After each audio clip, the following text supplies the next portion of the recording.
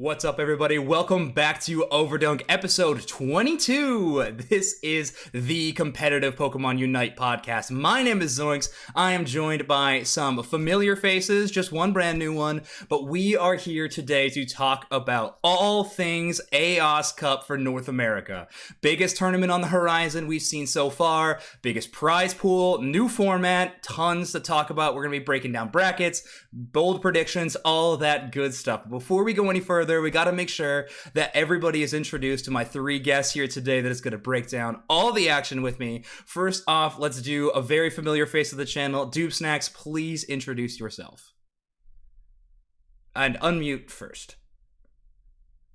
There you go. Coach doobsnax, glad to be here. I'm glad I did all that cool gesture stuff before we get started. But I'm excited to talk about it. The Aeos Cup is huge, a lot of money on the line, and really is going to be, I think, the first big step to propel this game forward into its path to a competitive esport. So I believe. Wow, I'm a believer. Hopium's very strong. Sneaky, why don't you go up next? Guys, I'm SneakySeal. I'm not on a team, but I fill for a lot of the top teams. You might have seen me in tournaments or subs with Nemesis, Full Cinder, Blackhand, and I stream the game on Twitch, so that's what I'm here for. Discuss. Number one mercenary, SneakySeal. I'm always terrified. You see him in a ranked queue, just run. Eggnoob, how about you? What's up, guys? I'm Eggnoob. I'm the defender for IXGT. Just started streaming recently. You might know me for some of my wacky catchphrases I say. I'm the Lorax. Massive. Local weirdo. Yes. Every Unite community needs one local weirdo. We have quite a few, but I think Eggnoob, you do slot into that one really, really well. Guys, let's talk about Aeos Cup. So thank you so much for joining me. We got a lot to talk about this tournament. Like I said, we have the group stages to look at, which is going to be a brand new element to any kind of Unite tournament that we have had so far. Correct me if I'm wrong. Maybe, I guess Twitch Rivals maybe the only other tournament that really had a group stage to it. But, becoming a real esport, we have group stages all setting up for a big tournament. Not to mention there is prize money on the line. doobsnax, you were mentioning that before. Pretty hefty prize pool. I think if everything's distributed, each player's taking home a couple grand for the grand winners of the tournament. So, yep. And then distribution goes down from there. So quite a bit. Is Sneaky, Eggnoob, I'm curious, so Eggnoob, you are going to be playing in this tournament. Sneaky, you of course you've been a part of the scene forever since the start of the game too, so you know these teams incoming. Tell me about the general vibes of the players and everything into this tournament. Does this feel like a new, different case for this tournament? Are there, excitement in the air, or is this just yet another step on the way to the real excitement of Worlds later on this year? You can start, Eggnoob, if you want. Yeah, sure. I personally am very excited for this tournament. It's a good change to Pokemon Unite. Getting some real prize money in here, and I'm pretty sure every team's taking it the same way. Like, I am excited to play in group stage. Cool. I cannot wait. Yeah, I think for a lot of these teams, this is a big resume, thing to put on their resume to get some tier 1 orgs maybe into the scene. Yeah. And on top of it, this isn't something crazy new. The old G4 tournament, the first one for us did. That's right. At the two groups, right? Robin. Yeah. Yeah, it had a round robin before. It was a best of 1 though for each game. The good thing about this round robin is that each is a match instead of just one. There's a best of 3 for each team, so you cannot lose by 1 point and go. Lose by 1 point, lose by a tie. Yeah, that tournament had everything. A lot of people's favorite tournament so far out of the entire scene for sure. So, yeah, not completely new. These group stages are going to be familiar, but yeah, the best of 3 look is going to be, just better overall. We get to see, very competitive matches, of course, and then hopefully the best teams making it all the way through. So let's stop talking about what's to come. Let's take a look at the actual group stages. So I brought this up on our last episode also, so I'm just going to bring up the same tweet because it rules, thanks me and Apples, for this graphic they have. I'm throwing it up on stream right now. This is just the NA group stages in a nice, clean overlay format they put out. We're looking at Group A. with Blossom, Foreign Famous, Game and Gladiators, and TOS. Group B is Nemesis, Low Expectations, Full Send, Actual Trash. Group C, Lego, IX Gaming, IXGT, and Overcap. And then Group D is going to be Blackhand, Tascenda, Millennium, and Sandra. So, guys, the obviously a stacked tournament, maybe the most stacked top 16 we've seen yet of any tournament. I don't think there's that many teams like sneaking in per se into this top 16, but there's a lot to talk about. I think to get the elephant out of the room, start off, Group A is a group of death. We have some insane names there. Eggnoob, how does it feel to not be in Group A? Or is that thankful? I love my group. Yeah? I'm very happy to be in my group. I like it here. That's all I can say. Gotcha. Any more elaboration on what you find so comfy about Group C? Yeah, I don't have both the monthly final winners in my group. That's yes. so great. that is a nice addition. They've got Gaming Gladiators winners of February and Blossom winners of March, man. Mm-hmm. Low Expectations to thank for that Group A, I think, for a little bit of the wrench thrown in a mix and qualifier run. But all right, Sneaky doobsnax, talk to me about these how these groups rounded out. What are you most excited for? And is it Group A, or is there something else that really pops off the page to you when you look at these group stages? Doob, if you want to start, you can definitely. Yeah, absolutely. So I want to touch on Group A real quick. Zoinks and I were actually messaging, and once Gaming Gladiators fell out of the top 4, all I could think of in my mind is that's going to shatter someone's world in the Aeos Cup, and it's going to absolutely blow up one of these groups. And of course, Group A happens to be that one. Of course, you can't go without talking about Group C, seeing IX Gaming and IXGT both in the same bracket, which is just amazing to me. I think that in and of itself is a great storyline, which of course you have in your prime. We'll talk about later.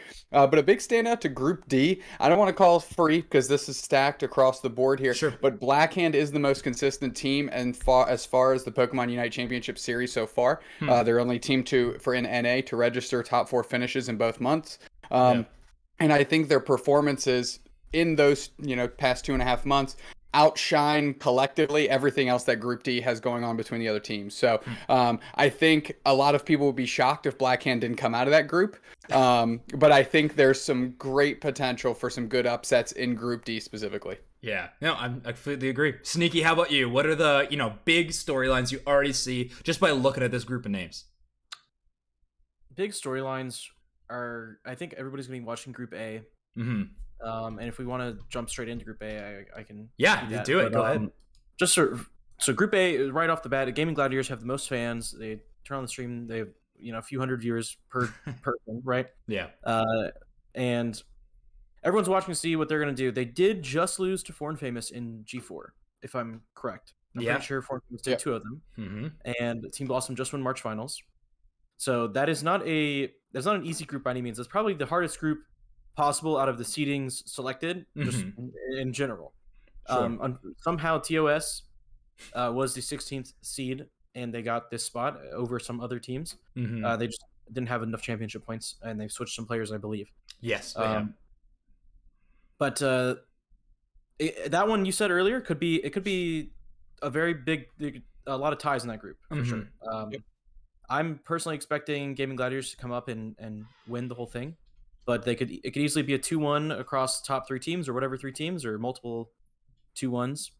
It could be. Yeah. That's definitely the most. That's the one to watch out for sure. Absolutely. And okay, let's talk about that actually. So just before we turned on the stream and everything, I was talking to you guys about it because I've been diving deep into the rule book a little bit, been pushing my glasses up as far as I can on my nose, nerding out to the fullest extent when it comes to these rules. And I was trying to look into the tiebreakers. We have 4 teams in a group, which technically means we could have 3-way tie scenarios in any one of these groups. One team would have to go 0-3. The rest of the teams would have to go 1-2.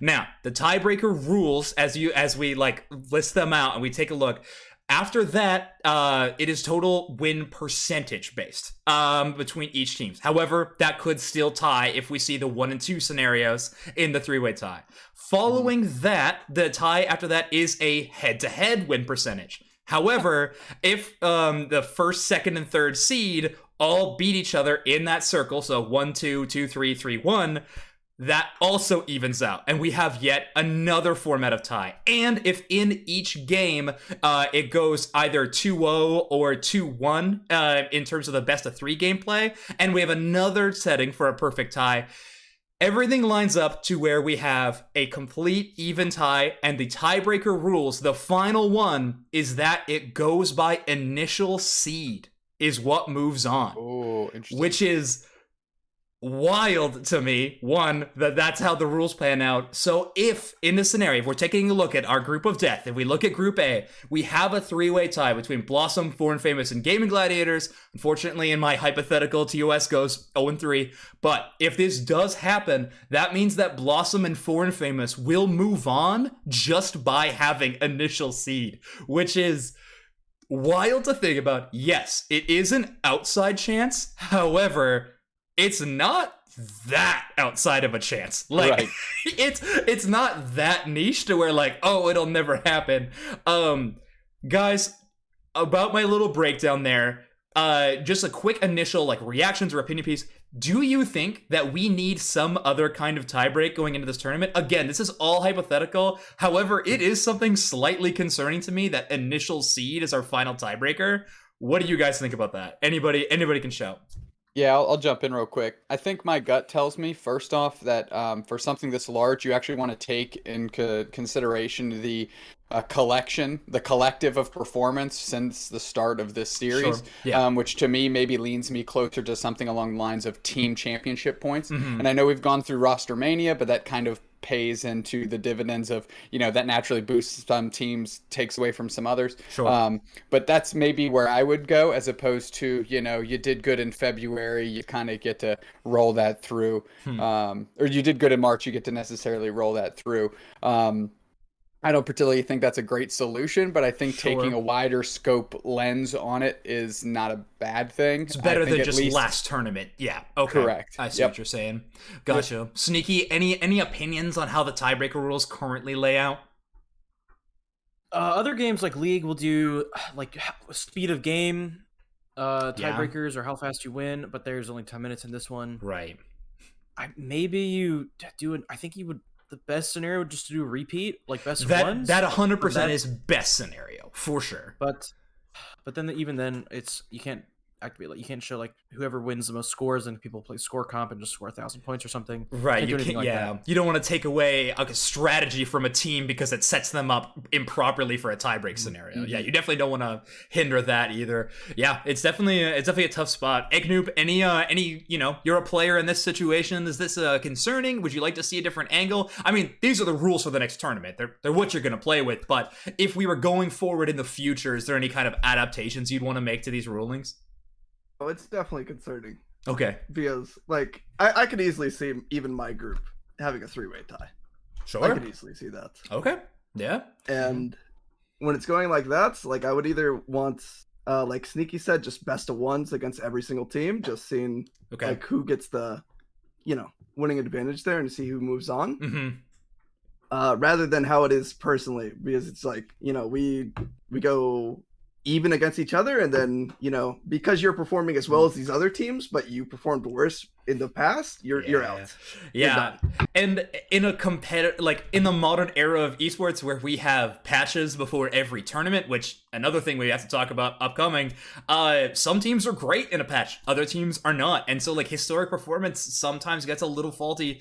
That's what we don't want, of course. Like we want like teams to find success. Adaptation is a skill, blah blah blah. I've heard all the arguments, but either way, I do think these could be adapted in the future. This is what we're going into in this tournament, though. It's something to keep in the back of your mind while watching games. I might cheer for a super tie. Who knows?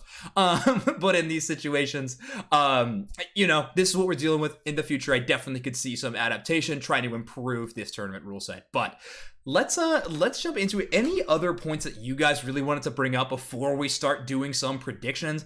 One thing, we're probably looking at a patch coming up in 2 days. We got like 8 hours of maintenance on the game.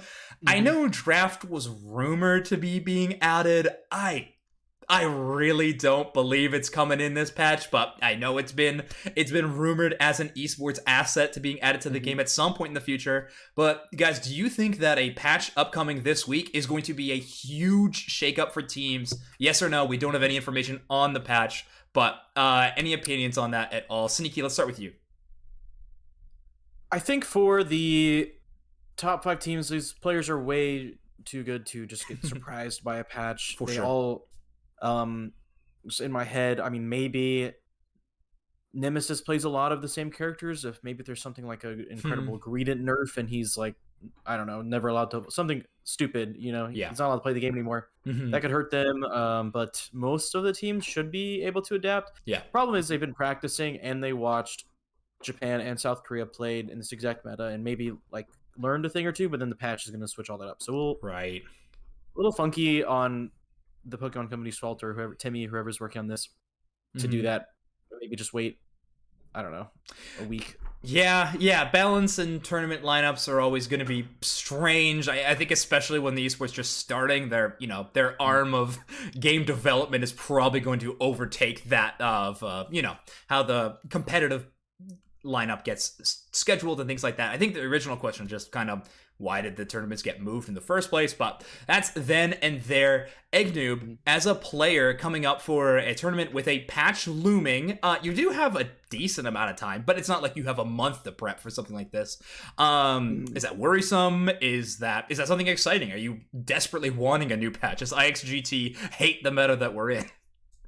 I kind of like this meta right now. I think there's a lot of viable options. At least historically, there've been, the Dragonite meta where it's like pick Dragonite, pick this same bot lane over and over again. Sure. It was like one change. It was like Pikachu or Venusaur. Yes. But everything else was the same. Right. But I love this patch personally because there's so much flexibility. You see teams like TTV bringing up new Pokemon, different moves on regular staple Pokemon as well.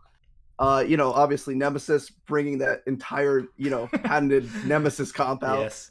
Everything. I think there's a lot of winning strategies for Pokemon Unite right now, and I just want them to keep it like this. Okay, cool. Yeah, I'd be shocked if that went away with one patch. I mean, just more variants being added. I'm sure we're going to see more text and variants. The worry, I think, the main concern is, like you mentioned, if we find ourselves in another Dragonite situation. Like, how much of a must pick? I mean, the biggest must pick that we're in right now is what, Hoopa? Like, I really do feel like if you're not playing Hoopa, you're not playing to win, but that's I think 15 out of 16 teams have a Lucario player too. Just to say that it is, I'm pretty sure it is only Nemesis running the Greedent at the moment. Everyone else can play other things, of course, but sure. And the other thing I was going to say is that metas take a little to develop. It looks like the people started playing Blastoise probably 2-3 weeks after its bug fix or water spout changes, whatever. That's true. Yeah, decided to do it. So. It can take teams, they cannot figure out the meta in between patch from game time. That's a really good point, Sneaky. Yeah, doobsnax have also developed across tournaments. Sorry. Oh no, continue. Well. They develop across tournaments as well, and like people will in the middle of the tournament, maybe somebody pulls out some mod in group stages and everyone learns it that night or something, and then plays it the next day. Oh, absolutely. I mean, we have a lot of teams in this tournament that are kind of famous for doing so. I mean, Blossom is the biggest one that stands out to me. Like, they are a hard adaptation team. They will look at what you were trying to do and specifically pick Pokemon to counter against that. They're confident enough in their talent pool to be able to trust that, we'll just be good at these Pokemon. It's not like we need to do that much prep with this team composition, but we know that our composition can, out mechanic you in that situation. So that one team to watch out for sure. doobsnax, as a commentator and just someone who watches these kind of games, for something like this, I mean, as a viewer, but one that also gets to yell about the games you're viewing, is a balance patch upcoming something that excites you? Is it something concerning, like worried we're not going to get the best quality of games? Where are you feeling with that?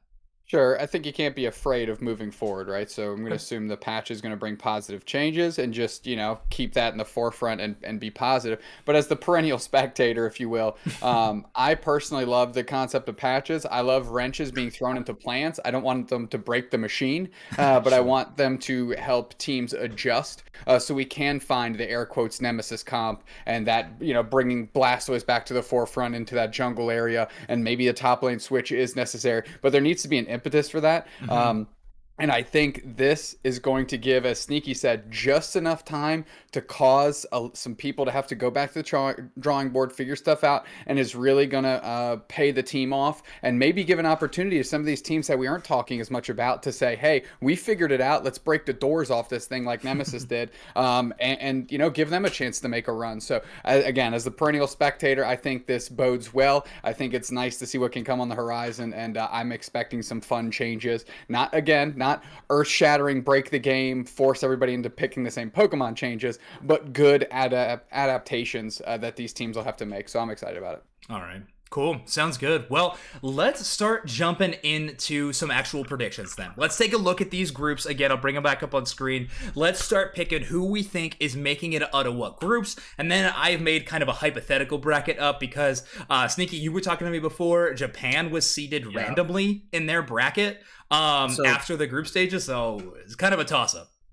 Yeah, IX and IXGT could get first and second in the groups and play each other right afterwards in the quarterfinals. And run it back. There's nothing you can do about it. I get like it. So that's just we were trying to figure it out. We wanted to seed obviously so people could prepare the teams I work with to look at who they should be prepping to play against in a normal average outcome scenario where the teams you expect to get first.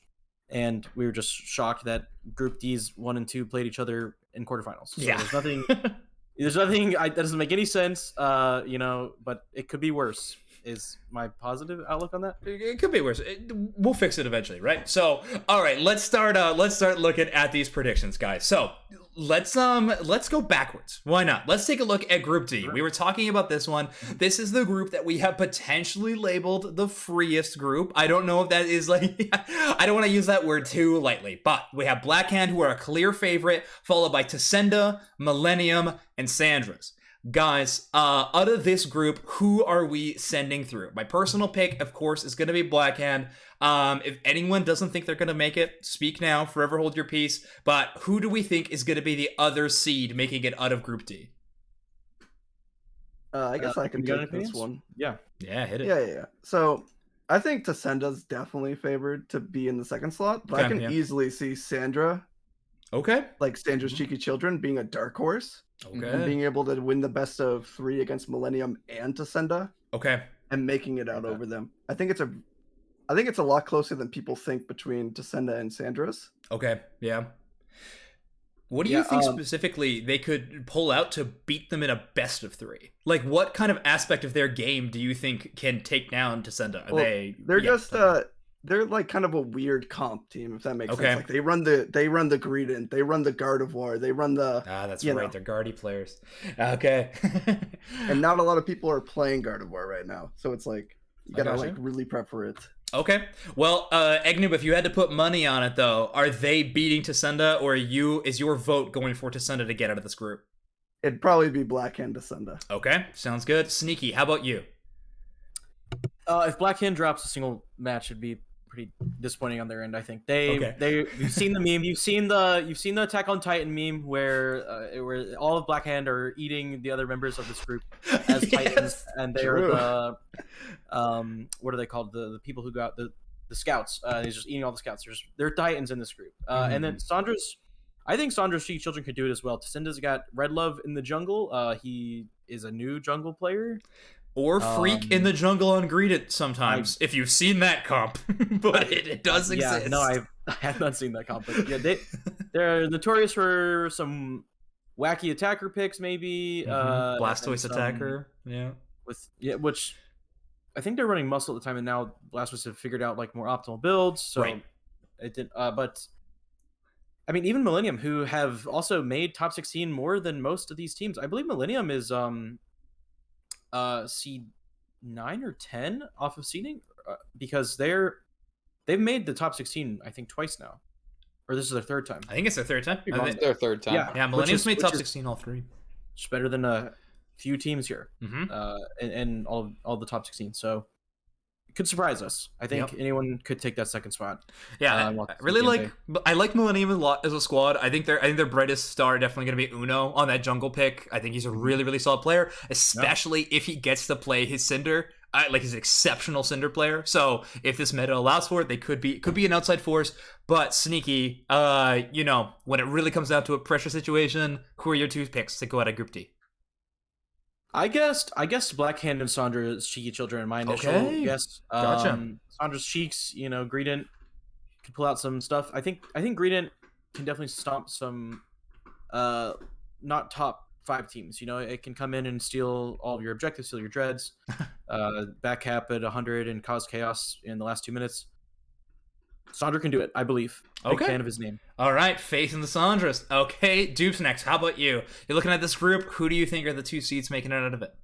Yeah, I'm not gonna rattle the cage too much. Of course, Blackhand gonna be the easy push in that group. I do like how Sneaky mentioned the consistency that both Millennium and Sandra's Cheeky Children have presented here, and I think they're being a little undersold just because of perhaps the names on Tascenda and of course the performance of Blackhand. But I do think the door is wide open for one of these teams to punch their ticket into the top 8 here. And for my personal pick, I'm going to go with Millennium. I'm going to put some faith there. I love Uno's play, and I'm going to round out, make sure we have a pick in every direction here. But Blackhand and Millennium, I love their consistency. They are a fun team to watch, and I think they have been. I think Tascenda, Millennium, and Sandra's Cheeky Children have been offered an amazing opportunity here. When you look at the other groups, to really say, okay, you know, we've been given a gift. Let's not, you know, spoil this, and let's beat the brakes off some kids. And I'm gonna put it on Millennium to do that. So Blackhand and Millennium for me.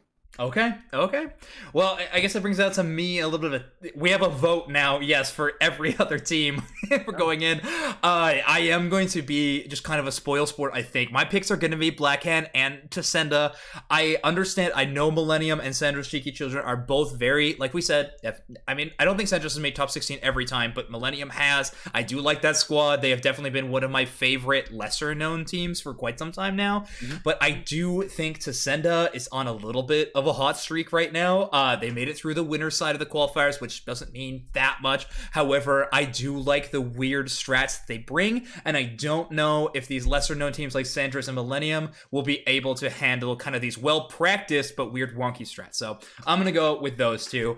Let's jump to Group C now, though. So Group C, Eggnoob, you are a part of this group, so your pick is gonna be a little biased, sure, because you're paid by the other team as well. So that maybe means you have both of your seats picked out.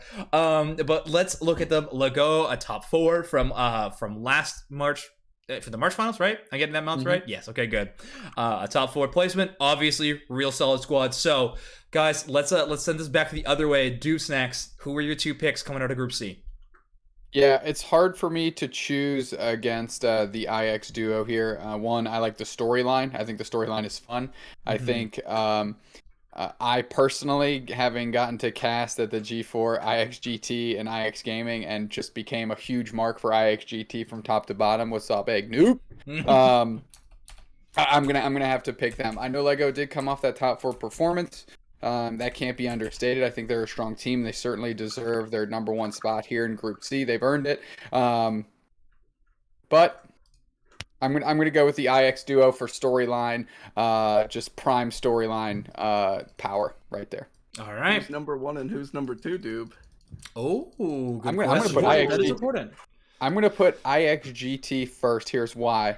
Because I jokingly said it on the cast, like, they might be your younger sibling, but you know, your younger sibling that's 6'10", 300 pounds sitting on your chest can still pack a wallop. So I'm gonna go IXGT number 1. Let's go. And a little tip to Eggnoob. Thanks for being here. Sure. Appreciate being here. Okay, well, we already know where Eggnoob is going. Sneaky, how about you? I did want to chime in and say, so Sandra did play on 1000 Dreams in February, so he has made every top 16 qualifier on team. Okay, so Sandra specifically. Okay. Got it. Yeah, but I got double IX personally. From what I understand, Lego hasn't been playing that much as a team. Gotcha. Many players have told me that they haven't seen them in like a few weeks. If anyone can argue with me, I think I've heard that from a few people. So we don't know what they're playing. Maybe they're hyperbolic time chambering. Maybe they're doing a training arc right now in anime and they went somewhere. The interesting thing about this group is Overcap has also made, I believe they made top 16 in February as well. They made top 16 in February for sure. Yeah, I don't know so if they did in March. They did in March, but Overcap is a skill check for all three of these teams. Are you able to beat, maybe not a great score comp, but it is a score comp. Are you able to beat this? And I could see them taking a set off of any team, and maybe honestly being the deciding factor between the two IXs if they. Oh, whichever team loses to Overcap. Yeah, I love that. We'll see how it goes. I think I'm unsure on the two IXs. I love Picadiff. I think OG is probably he's one of the best Lucario's in the game. I don't know. I'm not sure he's the best because it's up in the air, but if IXGT can shut down OG, then maybe they win. But if they don't, then OG is level 15 in Zap, and E-Speed's your entire life way. That man comes down level 9, and I'm a little Pikachu, and he kills me every single time, and I don't like that. Yeah, okay. The horror stories are ever present for Sneaky. He's living in fear of OG. Okay. Yeah. Interesting. So you're saying IX over GT then? Yeah, I think Picadiff would yell at me if I didn't pick him. Sorry, man. Fair enough. Sorry, Eggnoob, I know that you are picking both IX squads to make it through here, but I also know that you practice constantly with the other IX squad. Are you picking your own team, or are you saying the Homer squad has currently got the edge in this battle? This feels like a dumb question, but I'm going to ask it anyways. You know, it might be biasness, but if we look at historically, like doobsnax said in the G4 tournament, when the little brothers beating your stuff in, you gotta pick them, man. All right. They're definitely not weak by any means, though. I definitely think it's gonna be both IXs. We're gonna have a slight edge, but hard fought, best of 3. Cool. They didn't go to losers, man, and for some reason you did. Hey, I'm not sure that's I don't know. Well, let's see how it goes. Obviously, I think, but I like a lot of people have both of you coming out. I think that might be the most agreed upon group, is that those two teams are going to be the two that come out. Yeah, definitely. It's not a free group, but those ones I think is like the most clear cut, least exciting group. Sorry, Eggnoob, but Group C seems like the most clear cut. I have Rex in the chat saying that IXGT and Lego are his picks. So I mean, shout out to the Lego squad. I mean, we are considering a top 4 team. They beat Game & Gladiator. So Hash is mad good. No, Rex is right. Hash is really good, but like I've been hearing that they haven't been playing S5, so I don't know. Right. Yeah, no, that's a concern. That's a very valid concern. I've been hearing the same thing, to be honest. So. All right. Okay, I am also going to pick GT slightly in favor over the main squad of IX. I honestly just like those players. I like how they play. If I was personally to give a toss-up between the two, I'm picking GT in that situation. Let's jump on over to Group B. We have Nemesis, Low Expectations, Full Send, and Actual Trash.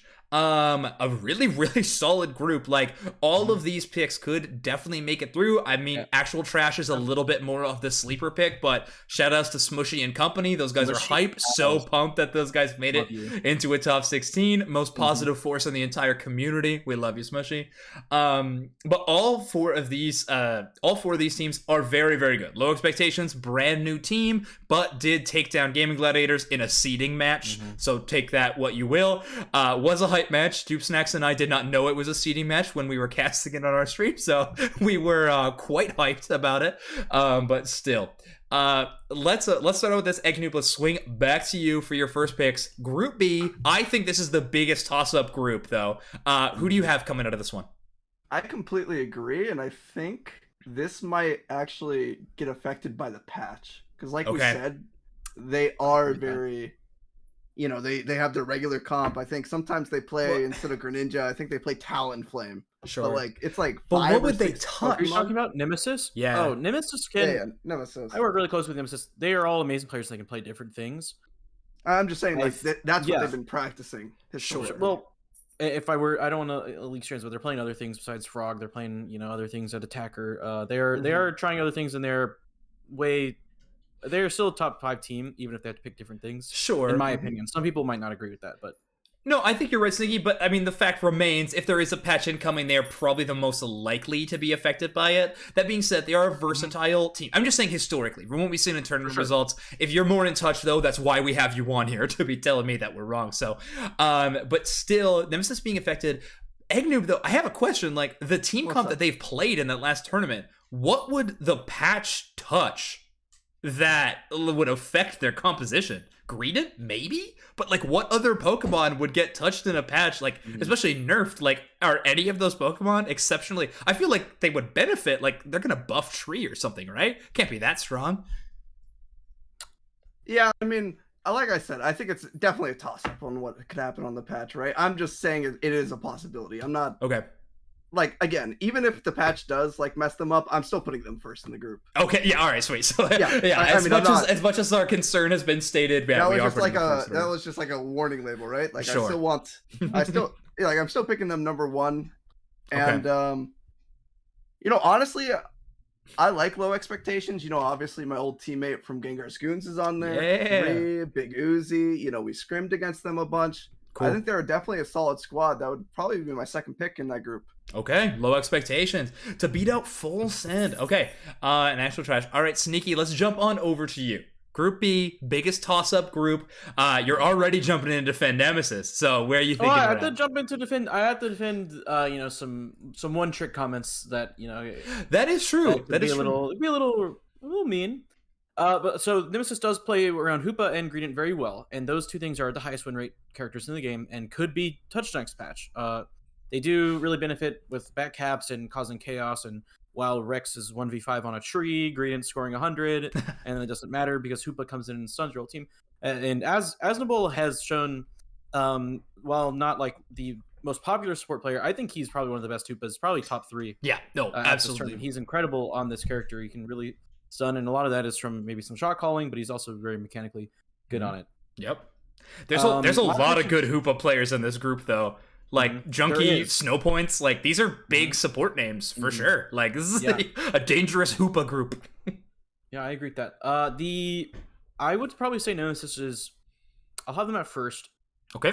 Second is going to be really tough. So you did say something about actual trash. Smushy Cows' Mamoswine engage at level 3 is like absolutely disgusting. I don't know if you've seen all the clips of him. I have seen a lot of clips of him. There are many clips. Sick. Like he just sent me one recently where he's killing like very good players. He's like flash tackling, icicle crashing, and all 3 of his teammates dunk because they killed all 3 in the first like 10 seconds of the laning phase. I love that. I think his Mamoswine could definitely surprise some teams. I don't know how far it would go in the tournament, but he could definitely surprise some teams and take a set off of some of them. Okay. And then the thing about Full Sin is I don't think Full Sin has been playing too much recently. Mm-hmm. They might. They're all very good players. I think Celestial's probably one of the most mechanical players in the game. Yep. He's gonna hit level 9 He's one of like probably 3 junglers I play with that I just love to play with on ladder because they always come down level 9 no matter what. It doesn't matter what happens. It's true. They find a way to be level 9. Yeah, he's going to always be level 9 and he's going to come down. He's going to carry that team. I think Bloodline's amazing. I think Snowpoints is amazing. They did just get Bulby on their roster, so this is a new thing about Full Sin is that Bulby is their Lucario. And Otter is now their attacker. Otter is a fantastic attacker. It's kind of a return to attacker for him too. He played a lot of attacker early on, so he played a lot of attacker. They were looking to grab Overlord before the world started, so they were gonna have Overlord as their top laner, and Otter would play attacker anyway. A fantastic mechanical team. I would say them and Blackhand are probably the top mechanical players in my eyes. Or like, and they can play multiple different mons. They can just pick whatever they want and play them. And I'm gonna put them at second, but I don't count out Big Uzi or actual trash. Big Uzi can carry. He's gonna be 15 almost every single game. Whether he's gonna maybe starve his teammates that way, but he's gonna hit level 15. He could carry his Zap team fight if he plays really well. Sure. Or Junkie can run through and Hoopa portal his entire team and flip Zapdos and win. Either scenario, but I'll say anyone can take second. Okay. Anyone can take second. Gun to head. Do you have a pick? What was that? If you had to make I said Full Sin. Sorry. Oh, Full sorry. Okay, I'll go with. Okay. And, Nemesis Full Sin. Okay. We have Eknoob on the low expectations pick for that second one. Of course, Nemesis also being included. Yeah, Fast. Feel free to throw hot takes in the chat as much as you can. doobsnax. How about you? Talk to me about Group B. Yep. This is incredibly difficult. I mean, just the fun that all these teams actually are to watch. And the fact that they all kind of deserve to be in the light as the teams that we see in like Group A, for example. They get a lot of shine week in and week out. These teams have kind of just been steadily doing it. I love Nemesis. They warm my heart. They're kind of one of my favorite teams to watch. Our trio is one of my favorite players to watch, and it's not particularly close. I think the way they approach the game is absolutely amazing. I think it's exactly the way Green was intended to be played, and I think it's a gut check to everybody. Kind of like Sneaky was mentioning, with overcap in Group C, it's a barometer check. Sure. And I don't know if there's a better or more stronger set bar than our trio on Green for your team to have to overcome. The rest of these teams, I am at complete loss. Yeah. All right, well let's take it from chat a little bit. Fast has been talking about how they think Full Send is not making it through, haven't scrimmed in a long time. Bulby's an insane grinder, but Nemesis and Low Expectations have been just putting in more work for this tournament than the other teams have. And I mean, I have to agree, Full Send, as we talked about, Sneaky, you were mentioning some of the most mechanically skilled players we have, especially in this group. I completely agree. But yeah, I honestly think that Nemesis has been putting in the work. I think the biggest question is going to be Low Expectations versus Full Send. That is actually one of the most exciting games to me in my mind, is those two teams playing, because it's just going to be, like you mentioned, doobsnax, a heat check. Let's see where these teams are at, and I really do think that's going to determine who's making it through this group. However, my picks, I think, are going to be Nemesis, and I'm gonna pick Low Expectations as my other team. I think Full Send not putting in as much work recently is going to hurt them a lot, and I think it's going to be Nemesis and Low Expectations moving through the 1 and 2 seeds. Can I say something? It's the pot calling the kettle black, though, with the Lost Ark team saying Full Send isn't playing enough. It's a little tough. I think they have some time to come in. It's a little early. I don't know why the guys who barely played before March are saying, "Oh man, that team's gonna lose because they didn't play." But right, and then they won the whole thing. Yeah. So it's possible. It's certainly possible. That's true. Toss it. Yeah. We can go on to Group A if you'd like. Yeah, sounds good. SneakySeal, why don't you start us off on the Group of Death, Group A? One of the biggest things about this group is I feel really bad for a couple of these teams. Foreign Famous and TOS really rolled incredibly low. Imagine getting first in your group. Imagine getting winning winner side in qualifiers just to play Gaming Gladiators and Blossom. Oof. That's the equivalent of drawing them in like round of 64 in a tournament and just having to deal with it. Crazy. And also for Sanji, this is his first time making it to. Sanji and Muck are making it to top 16 here, they got short end of the stick. My biggest thing about this is, before I say my predictions, is that TOS would have probably gotten second in a couple other groups here. They had a good chance to get second, but I think they're gonna go 0-3. 0-3. Wow. Okay. I think Blossom and Gaming Gladiators, they can maybe take a set off of Foreign Famous, but Foreign Famous showed that they can also beat Gaming Gladiators here in a tournament like a week ago at G4, and Blossom loads in and has some of the best players in the game as well. I'm gonna say maybe. My brain always says Gaming Gladiators first because of their tournament wins, their total tournament wins. They have like 30 plus. It's way ahead of anyone else in the entire game. Do you think recent results would put them into the second out of this group, though? I would. Maybe people would say that, but my brain still says Gaming Gladiators first, and because I think Toon has studied the Blade. A bunch of different. To say the Blade, he's picked up every jungler. He's picked up every jungler, and he's they're not playing the Cinderace. Hoopa Eldegoss, but the problem is, even when they lose, you look at Zapdos, almost all their carries are level 15. They're still ahead. They just have to maybe finish those small things out, or maybe reset their death timers at 3 minutes. I don't know what else they could do. Not a bad plan. Just int at 3. Toon just can't die for 40 seconds, and they will probably win this entire tournament again. But we shall see. And then I'll say Blossom at second, but I think it could be either way. Either team shows up on the day. I love that. Can definitely be first in that group. Yeah, no, that's really, I think you laid it out perfectly. Doobsnax, how about you? Group of Death of Group A, is it a clear Blossom and Foreign Famous through, or do you think there's a bit more to this group? I mean, there's certainly a bit more to the group, right? All we've said is how muddy this group actually is, and when you're looking at terms of Scolded as being, the supposed kind of bottom of the tier, I mean, you've got some quality teams in here. I'm with Sneaky. It's really hard to kind of switch the gears in my brain to say Gaming Gladiators first. I've said it so many times in my casting career that it's almost like burned in there. But one thing that you have to say is these last 6 weeks proved that the Gaming Gladiators, they got holes in their armor for sure, and there's ways to win and there's ways to beat them. That being said, Gaming Gladiators and Blossom, just like Sneaky, that's where I'm at.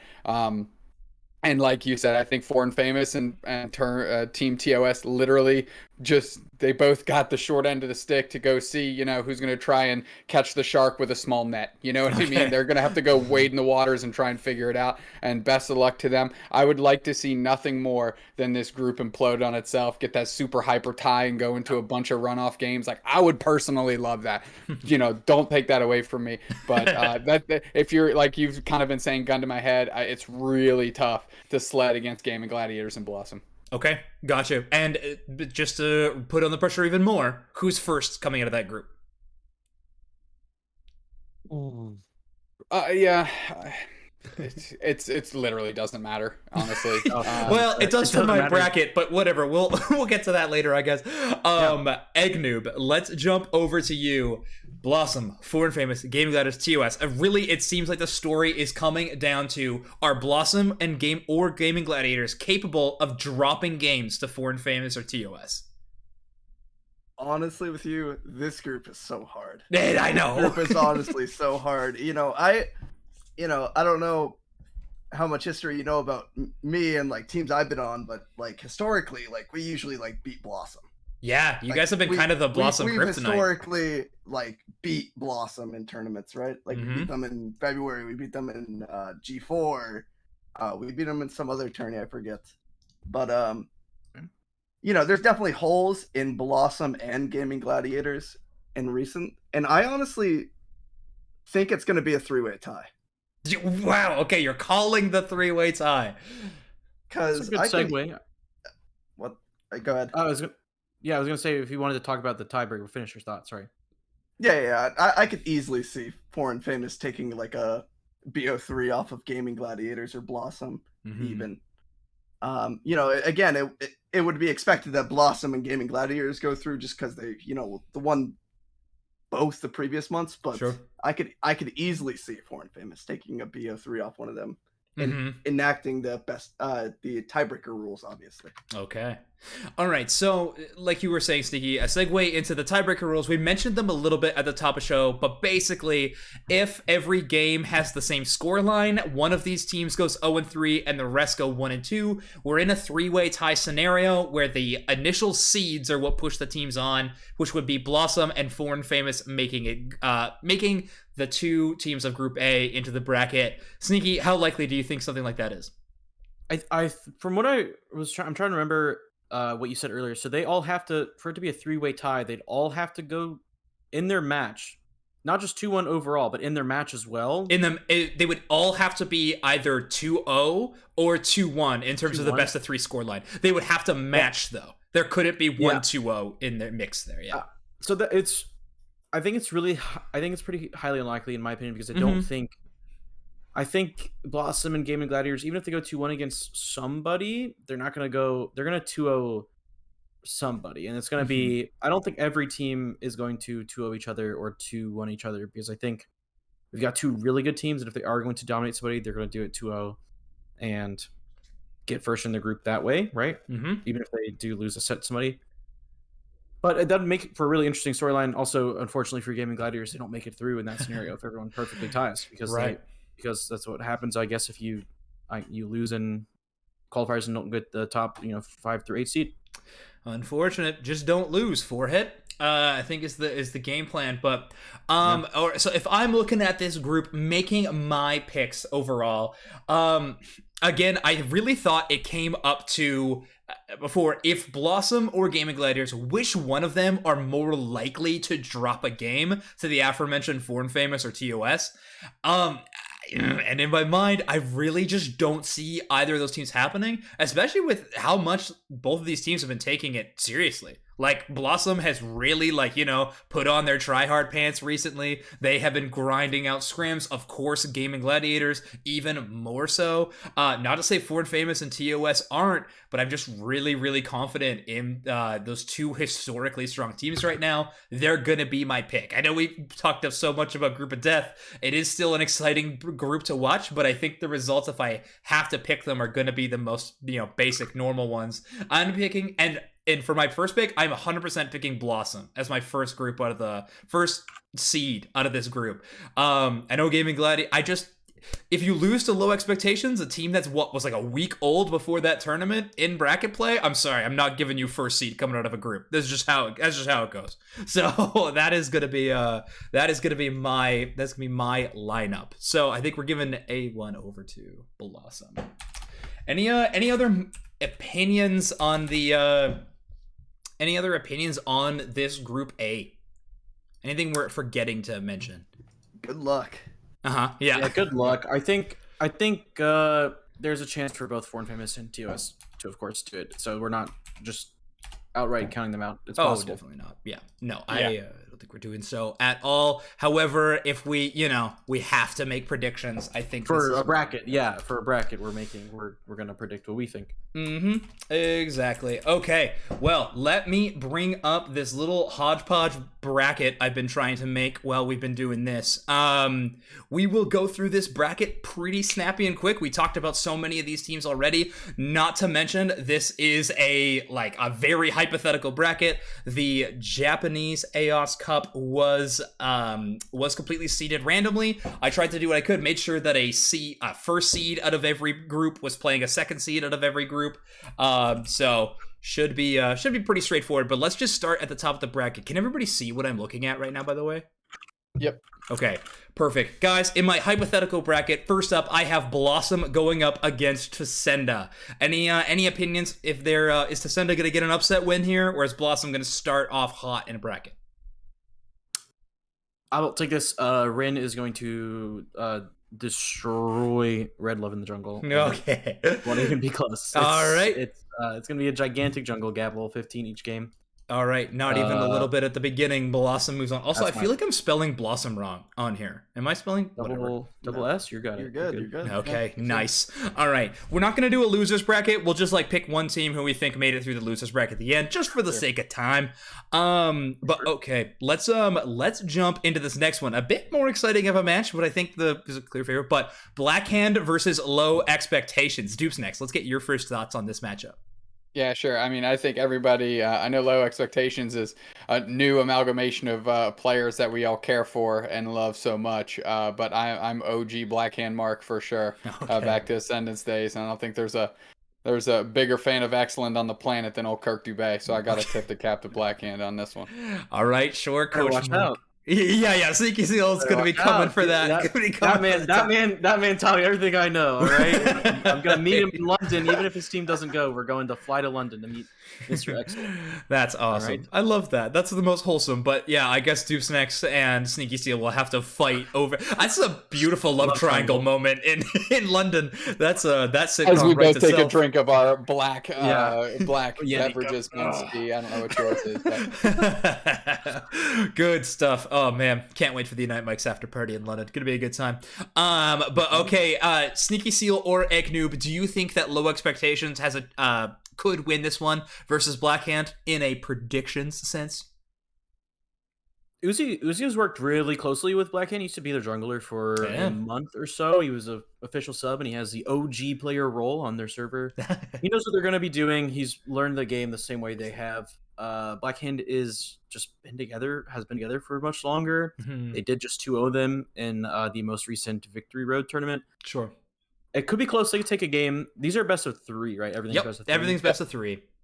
Except for Grand final. Grand finals is best of 5. Yeah.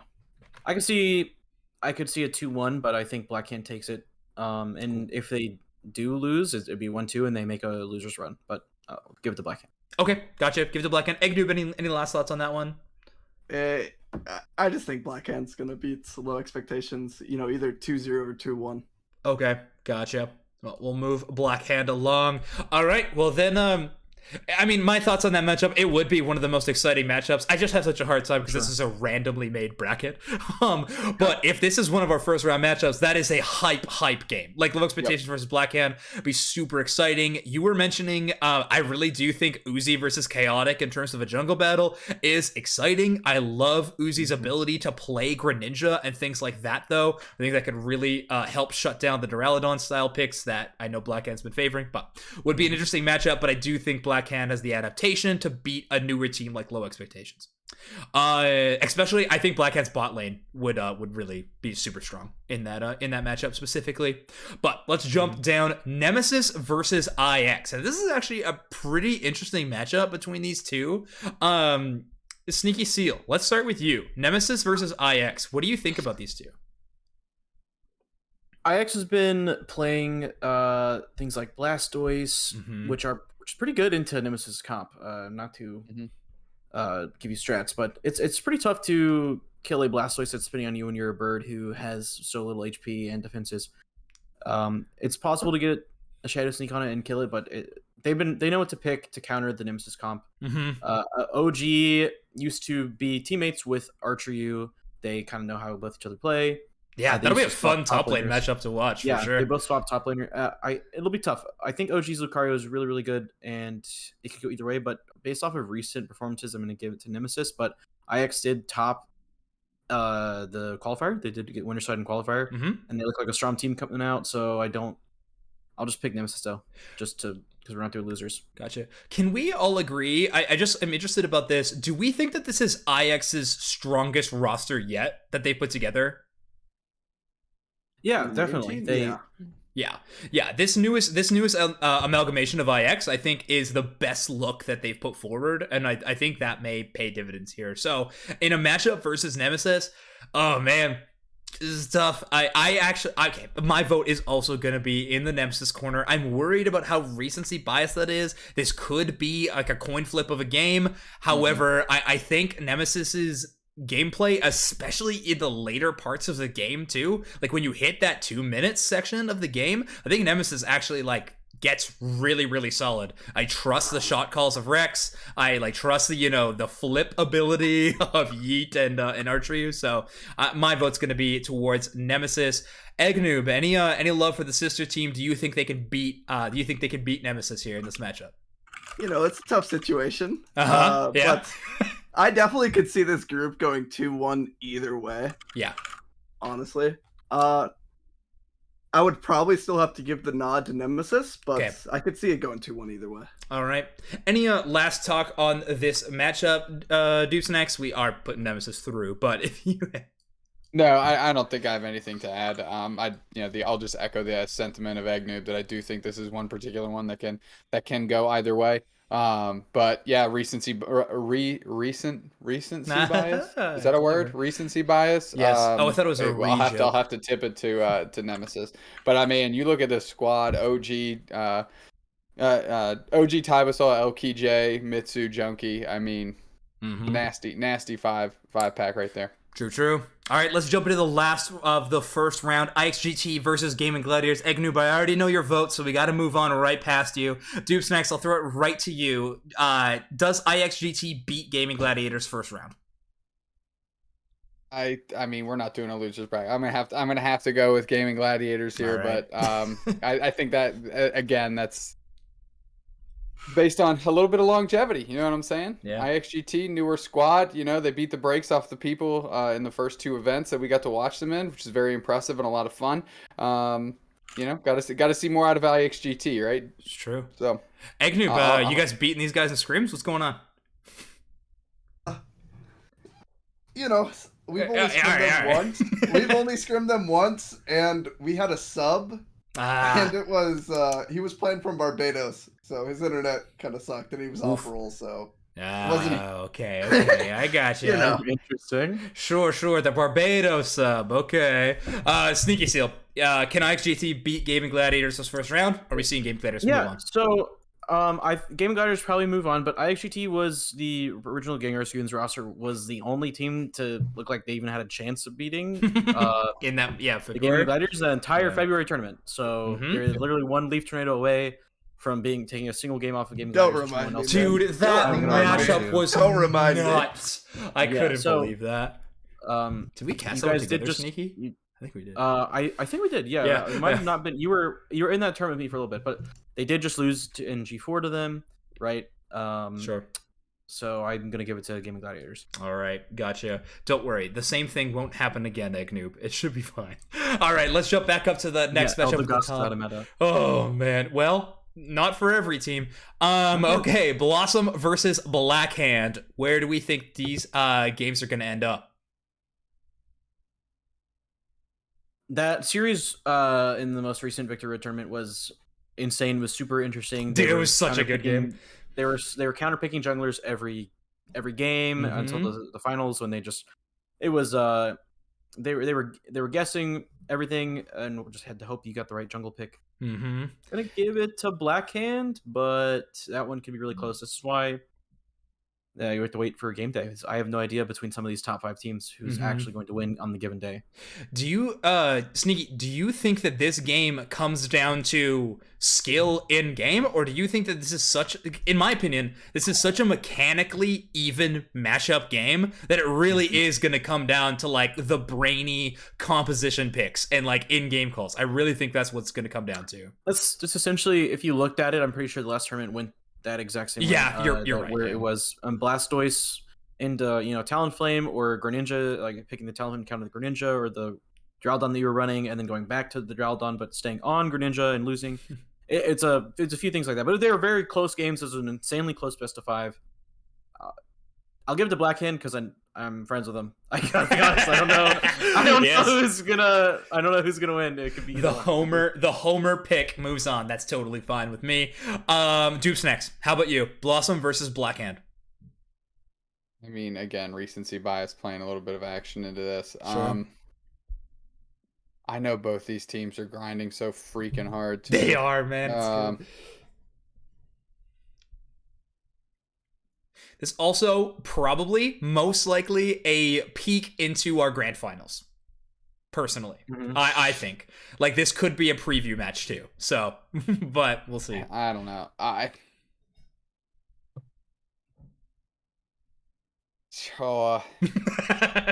I'll say Blossom just to put it on one of you two to break the tie. Oh, perfect. Yeah, two of us to break a tie. Nice. Eggnoob, how about you? Blossom versus Blackhand. Definitely that GG Tour game where it ended 3-2, where Blackhand definitely just like won game 5, was very close. Their triple support comp that they've been, like them and TOS have been rocking for quite some time. I'm actually going to have to give the nod to Blossom. Okay. Just because I feel like this game I honestly think this series might be decided on game 1. Interesting. Talk to me why you say that. I definitely think that there I might be entirely wrong, but I definitely think there are some tilters on both teams. Sure. Yeah. And I definitely think in a BO3, I think almost honestly, it's going to come down to who tilts the hardest in this BO3. Okay. I'm going to give the slight advantage to Blossom in that regard. Okay. Got you. I mean, they were able, like Blossom was able to, they survived a bracket reset. So that's a pretty nice mental diff for sure, as Nando's saying. Okay. I'm with you, actually. I'm gonna be sending Blossom on, which is crazy for me because I'm a big Blackhand simp a lot of the time. However, I think if this BO3, when it comes to it, Blossom early tournament to me, I think they're gonna be coming off hot with a lot of confidence, and I'm worried about like Blackhand just getting in their own heads. But I mean, that is such a out there the confirmation bias, whatever you want to call it. Still though, I'm gonna put the last winners, call it confirmation bias, whatever you want to. Blossom, I'm going to throw into the next round. But I think if they meet in semis, either one comes back to a grand finals. Yeah, Probably. exactly. So that's what I was just saying is like, I think that's a preview of our grand finals, honestly, like what we're looking at. But let's jump to Nemesis GG, a really interesting matchup. Basically, what's interesting about it is, do we think that Nemesis can beat Game and Gladiators? In this pick, I have, personally, I don't think so. I think Gaming Gladiators has been in the lab trying to tech to beat, I think what they've been training, if you want to call it that, to do is just be way more adaptable and, clean up those last minute team fights, of course, but also just have way more looks to show at teams. And I think that's going to do them wonders in a matchup against Nemesis. But Egnoob, let's start with you. What do you think about this matchup? Either way, I think both these teams are amazing, but I do think with the recency of Gaming Gladiators being so flexible, they're trying out all these new picks, they're doing weird, wacky stuff. I will have to give the edge to Gaming Gladiators. Okay, that's 2 for GG. Doobsnax, how about you? Yeah, I'm going for GG as well. I think at some point their fury threshold has to just eclipse the scale here and just blow off the charts. And I think they've been trying to get on the warpath, and they've just kind of keep taking a wrong turn right before they get on the expressway. You know what I'm saying? And they're just taking an L. But if they make it to this point in the bracket, this point in the tournament, I think we can successfully say that they find themselves back on the warpath and look out any team in their way. So I'm going to vote for GG as well. Cool. Yeah, that makes sense to me. I think in no world is this game a 2-0 in either fashion. That's just going to be my initial pick. I think this is definitely a best of 3 match, but I guess we'll see on tournament day. SneakySeal, Nemesis versus Gaming Gladiators. We are a 3-1 vote, but do you have any more to say on this matchup? Yeah, there's no easy answer to the triple carry Nemesis comp. Either Epan just goes top and gets 6 stacks, or and Archer still steals the Dreadnought, or and then you're going up against Zugrug Wiggly Steel though, which are just as iconic. So it's like a battle of the giants. Like, let them fight. Let's see who will steal the Dreadnought. Send in the blobs. We'll see who wins. I'll give it to Game Gladiators. I'm excited for their return to form. Cool. Even if I think their losses are where they're still so insanely ahead for the first 8 minutes. Gotcha. Normally, that I don't think they will be losing many best of series through until Worlds. Makes sense. Well then, SneakySeal, why don't you bring up their next game then? Thoughts on Game and Gladiators versus Blossom for our winners finals, hypothetical winners finals match. Maybe I'm just a I don't want to say simp, because I think that's a Twitch banned word, but I think I'm a super fan of Game Gladiators. Yeah, sorry. Well, I said it earlier. That's just fine. Yeah, exactly. I know you said it earlier. That's why I brought it up. But I think they're coming back strong. I think they'll adapt to whatever patch this is, or even anything small happens. I know Lutano has like 1 million top laners in his belt that he's been waiting to pull out until Lucario finally gets nerfed. We've got 9 months of Lucario, and he's been playing it. But he's got the other ones ready if they nerf Lucario, and I think they have enough junglers at their disposal to not lose this matchup. The same way that Rin and Chaotic have been picking junglers to counter each other. Toon's champion pool or Pokemon pool is incredibly deep, and he'll play the right thing to counter. In a matchup versus Lutano versus Retsu, do you think Lutano still wins that matchup? That's a tough one. I think that's a little too decided on what these junglers are fighting over. Yeah, that's a good point. Yeah, I shouldn't be looking at it as a 1-on-1. It's definitely a 2-1. For sure. But yeah, when we're talking about the top 5 Lucarios, I think they can all beat each other depending on. But it depends on what jungler does when they come up. Honestly, it depends on your side nowadays. Yeah, I was just gonna say it depends on your grass side or beach side for sure. Okay. If your grass side or beach side, you get level 4 ganked a little bit earlier. I saw Rin doing level 4 ganks with just a blue buff today. We're in EU now. What? Yeah. Right. Yeah. One buff gank. So I think Game Gladiators can still win this, and that bot lane is still one of the scariest bot lanes in the world. Zugrug is level 8 and way too many dreadnoughts. That's what I should say about Nemesis, is that man is almost level 8 every single time versus the Rowlet in the tree. First dread. So it's gonna be. I'm gonna give it Game Gladiators the whole tournament, I think. Gotcha. Okay. So winners finals, and we'll get to that in a second here. Yeah. Egnoob, Blossom versus Game Gladiators. Lots of good points brought up by SneakySeal. Anything to add on this matchup between the two?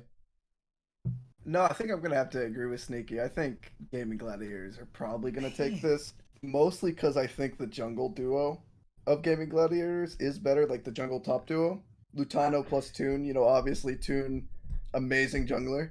Okay. Rin Retsu is nothing to sleep on, but I definitely think Gaming Gladiators have the better top lane duo. You guys know that Gaming Gladiators didn't make top 4 in March, right? Like, I'm not Okay, interesting. They lagged out. They got DDoSed. They got all right, whatever. doobsnax, talk to me. Blossom versus Gaming Gladiators. Yeah, it's tough, right? Because if we have Gaming Gladiators going like this, I've kind of in my mind already built this like Warpath narrative that they've like returned to form, and this is their proving grounds. But I haven't seen them prove that they've shaped up the last 2 minutes of their game. SneakySeal has said it 1,000 times. They've led violently for 8 minutes. Unfortunately, game is 10, and you can't just kick away the game in the last 2 minutes. You just can't do that. And I've seen them do it a few times in big tournaments lately. So I'm gonna give the nod to Blossom here and let Zoinks make the tie-breaking decision. This is his show.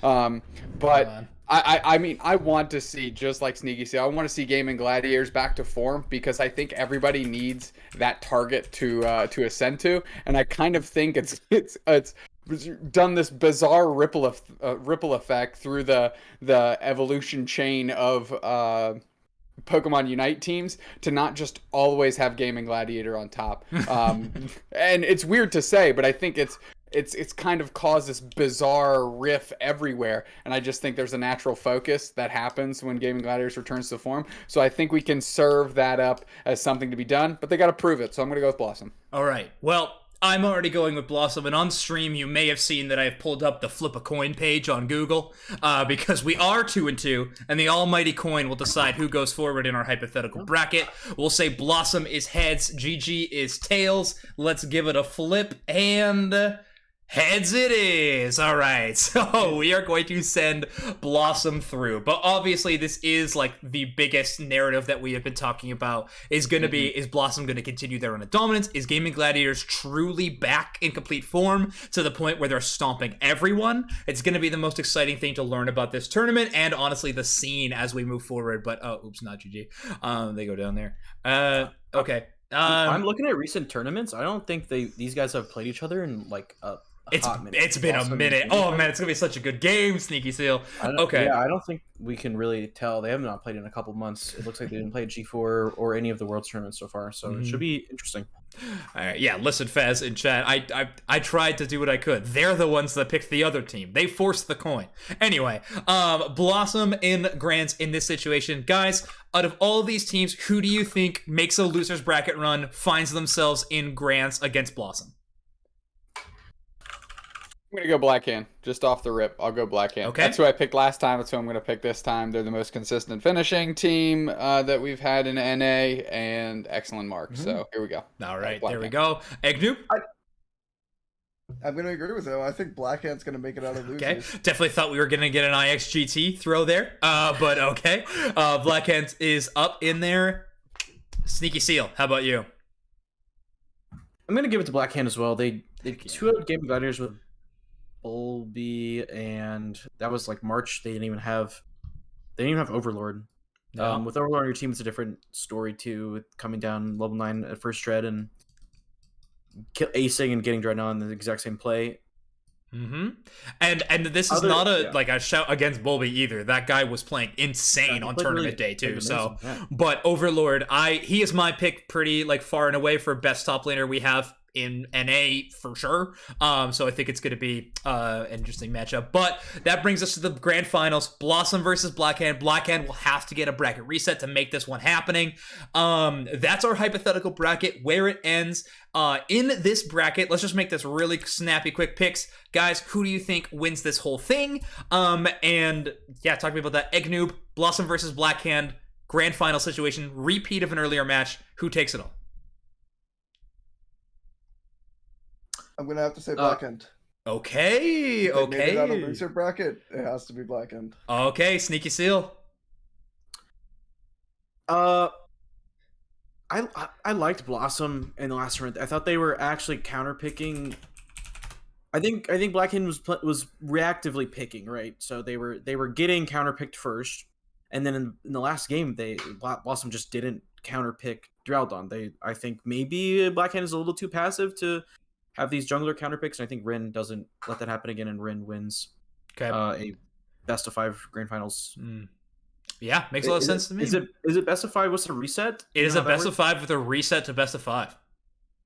Wow. So yeah, fast bring that up. You have to lose 6 games to lose this entire series, which is tough to do.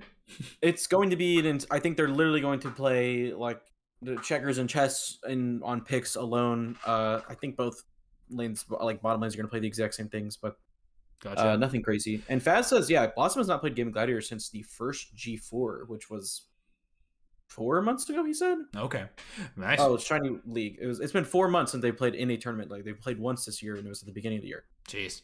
Well, I'm sure they've been screwing a bunch too, so they know a little bit of each other's tendencies. But yeah, officials definitely a different story. If I'm picking out of this too, if Blackhand makes it all the way through losers bracket, I just don't see Blossom losing like that many games. They'll get it together, they'll win it, they'll shut down a bracket reset. So I'm quite confident in terms of Blossom winning this whole thing. However, I will say, if Blackhand makes it through losers bracket, wins a best of 5 bracket reset, and wins the whole tournament, this is without a shadow of a doubt the best Pokemon Unite tournament of all time.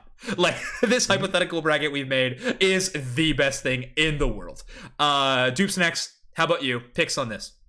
Yeah, I just don't see any of these high-quality teams really losing 6 in a row between 2 matches to lose in the grand finals, especially when you're talking about teams like Blossom or Blackhand or GG, some of these later teams that we've been talking about. I think any of them from the winners bracket side, if they make it there, they don't lose 6 on the hop to punt away the grand final. So I'm going to go with Blossom because we have them coming from the winners bracket. And I think that's just such a distinct advantage here with the format we have. Makes sense. Okay, well, there we go. We got Blossom moving on all the way through. I'm going to bring up our faces quick. Let's just do a little bit of a rapid fire round now as we're just coming to the show. I know I've taken up a ton of your time already, but let's just close out the show with a few more questions. Who is your personal pick to win? Like I said, that was a hypothetical bracket we just made up, but I do think we saw some good teams. And then out of that team, if they do win, who's the MVP of your squad that wins the whole thing? doobsnax, let's talk about you. If we're talking about Blossom, who I'm assuming is who we agreed, who my MVP there would be? Yeah, or just if you have another team that you think could win in a different bracket scenario, sure. Who do you think would be it? Just a couple random MVPs that would stick out to me if their team won. If Blackhand wins, I think it goes to Overlord. I think that dude's an absolute maniac, and the fact that he's like 11 years old is crazy. He's 12. Okay. Another person, I know we didn't talk about Foreign Famous a lot, but I do think that Fui is a random hard carry for that team. I just think they have a complete ability to take over the game. So if Foreign Famous makes a deep run, I think you kind of have to look to their performance. If you're talking about gaming gladiators, I know this is probably a little under the radar, but I think you got to go with Zugrug, who's probably the most violently aggressive defender player going. Sure. I think they're absolutely nasty. So just off the rip, those are just some 3 that I'll throw loft out there. I like that. I'm gonna count your dark horse team to be Foreign Famous then. Sure. I think they qualify already. If you're gonna bring them up in names like those in that kind of conversation. SneakySeal, who's your personal tip pick to win this entire tournament, and then who would be the MVP on that roster? I think the safest political answer is just going to say, like, Gaming Gladiators win still. I still think they're going to win. I think Toon is going to remind people why he's most people's picks for best. He's NA now. He's the best NA player in the world. Yeah, best NA player and potentially best player in the world.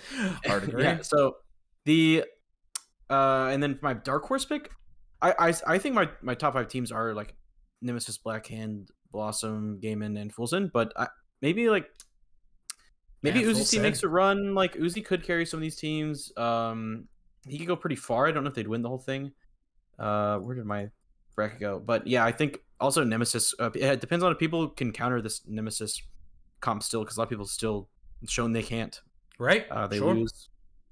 they lose. It's a best of 3. You gotta learn to adapt quickly. I think some tournaments have been like best of 1 losers recently, and they knocked out Gaming Gladiators in a best of 1. Yeah. And it's hard to play against that Greedent who takes everything. It's really annoying. Yeah, it's a mental game for sure. Egg Noob, how about you? Or most likely to win this whole tournament, MVP of that squad, and then potentially a dark horse team as well. You know, just because of consistency, I'd probably even say Blackhand.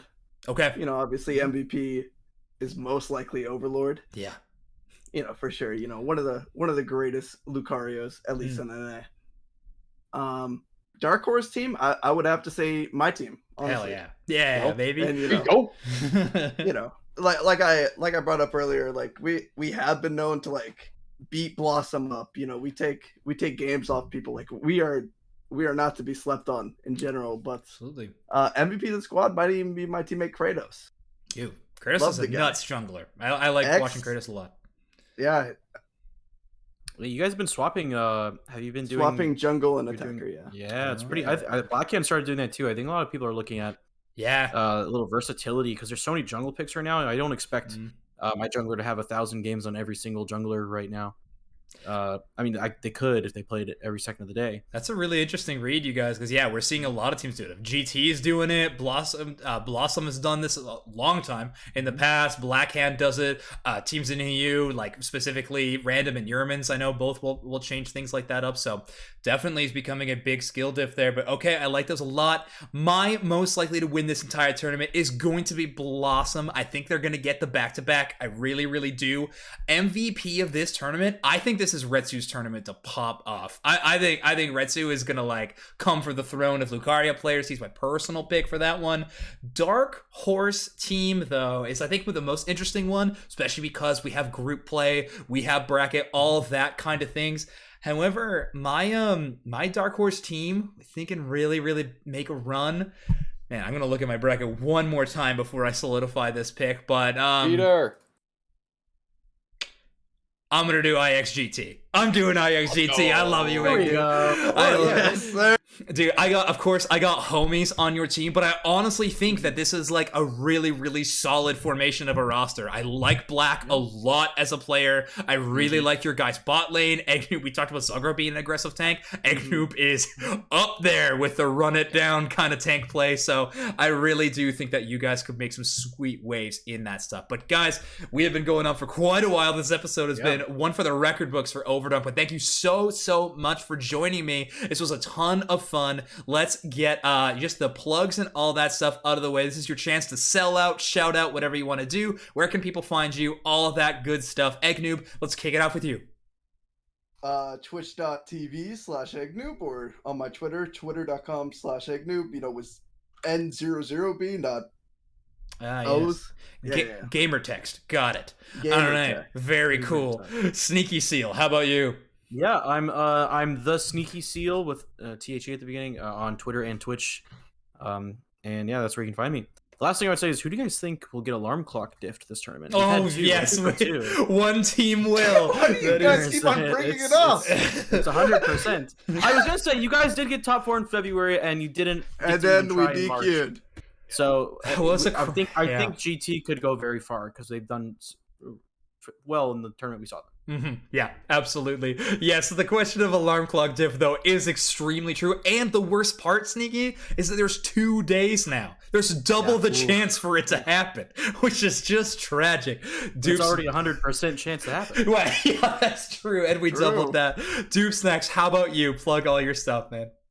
Yeah, at doobsnax, DOOBSNAX on pretty much everything, including Twitter. But if you're a fan of obviously Unite Mics, please follow our stuff and get ready to tune in here in less than an hour, or about an hour. I'm going to be on with Scolded to see why they're going to make it out of Group A and absolutely shatter everyone's dreams and beat the brakes off some of these top squads that we've been barking about for the last hour. So check that out. Hang around. Don't stray too far away from Unite Mics. That's all I've got. Pitch it back over to the man in charge here, Zoinks. Sure, you can follow me pretty much on Twitter at ZoinksCast, and on Twitch and YouTube and everywhere is gonna be Unite Mics. Guys, make sure you also, if you want to listen to this in podcast form, you're not just hanging out on Twitch, Overdunk is on every single podcast platform, so go, rate and review, all that good stuff. Normally, we're just doing team previews and stuff like that right now, but we're definitely gonna be pivoting to more of this kind of content, discussion stuff for the podcast in the near future. But that being said, on Thursday, we're actually gonna be doing an interview with Nemesis, a top 2 in the March finals,